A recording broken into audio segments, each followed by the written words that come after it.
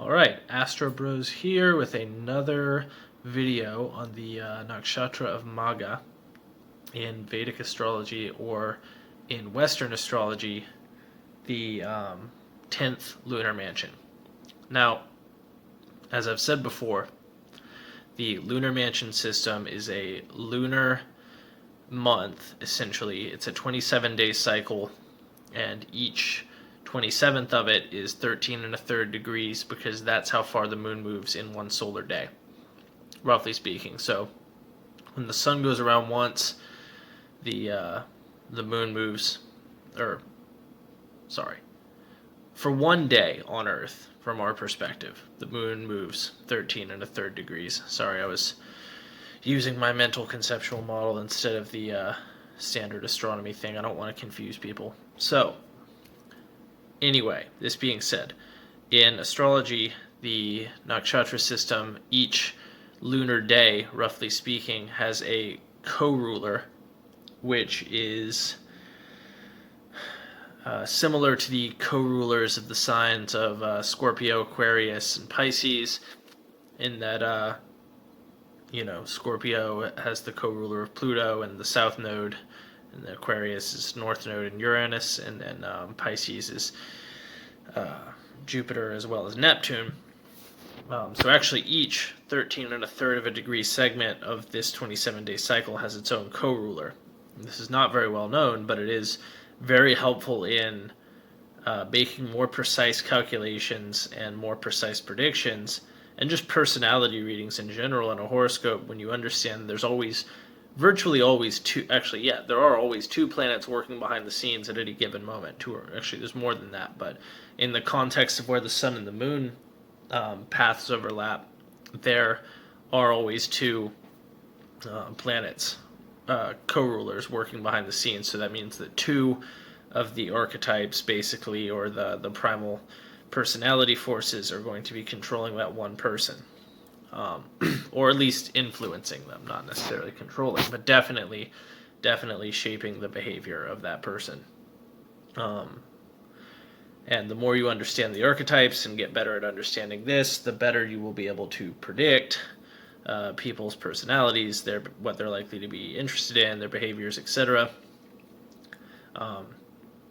You hear a lot about the lunar nakshatra, where the moon is for that particular person in their horoscope. You also want to look at the transiting nakshatra if you get good at it, and the where the moon is right now. And you also want to look at the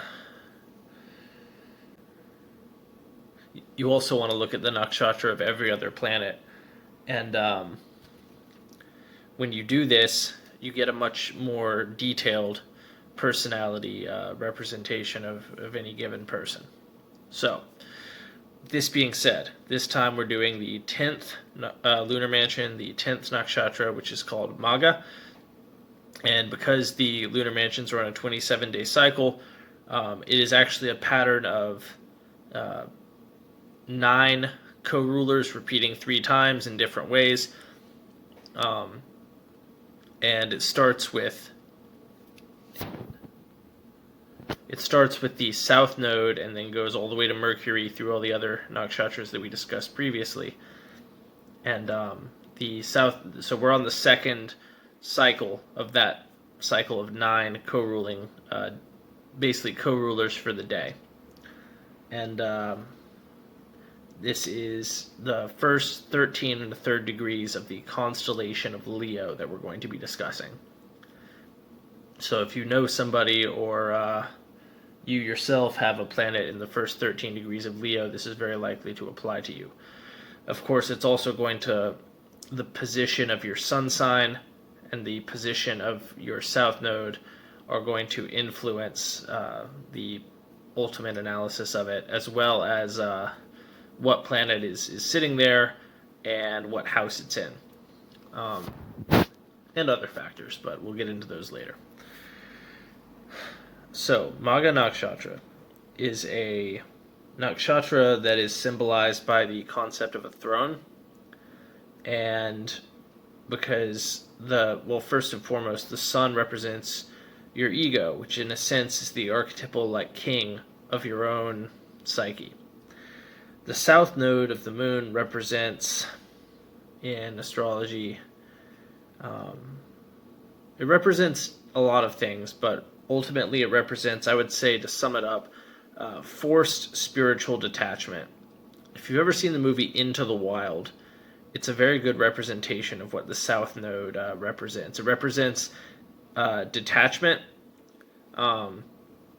spiritual purpose, vague spiritual purpose, impulsivity, philosophical impulsivity, willpower, drive, and it's actually considered a component of Mars, in that the archetypes are incredibly similar in the same way that Mars and Pluto are similar, in that Mars is a soldier and Pluto is a tactician or a researcher.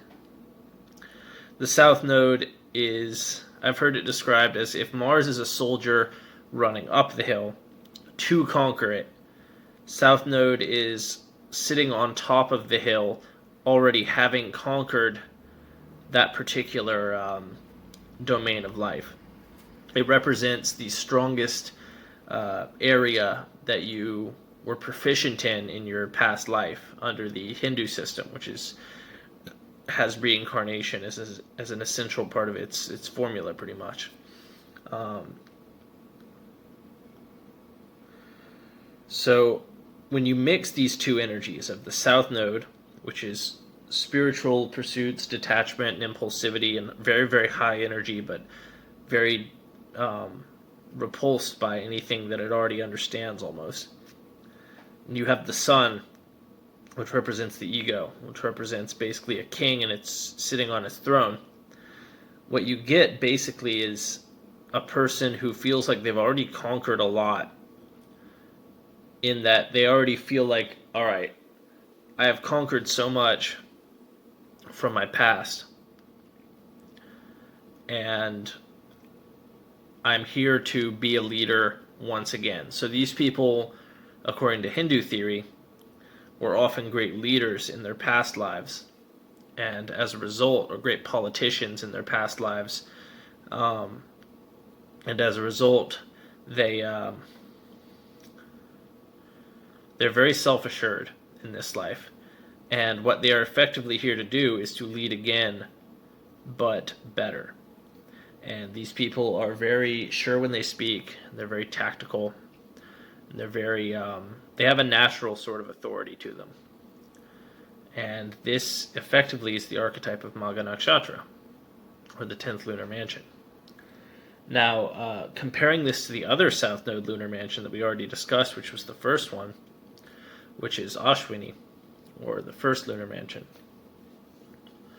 Ashwini is both Mars and south node.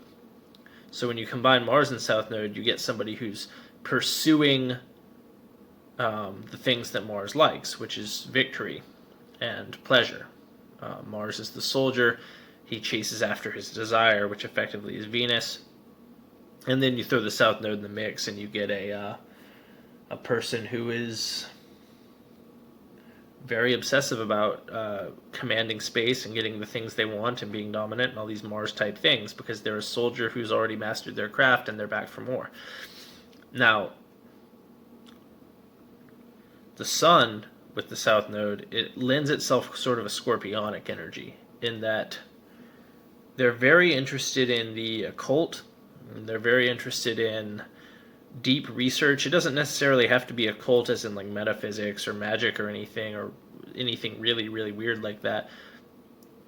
Occult can be chemistry, it can be physics, it can be government information, classified documents, secret service type stuff. This might be a touchy example, but you know that Hitler was extraordinarily into the occult. Many actually great leaders were extraordinarily into the occult. Now, am I saying they all had Magha Nakshatra? No. But, in fact, they may have had it somewhere, but it was not their sun sign for the most part. But the other thing about this nakshatra is, though these people, because they have such a natural authority, they often do not attain greater peaks.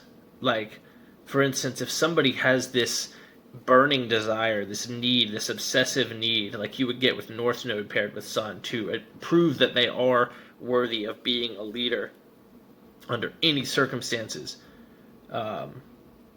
They are likely to get more success as a leader than somebody who feels as though they've already mastered their craft and are just back to pick up the things about leadership they didn't learn the last time when they were a real king or a real leader, a real politician.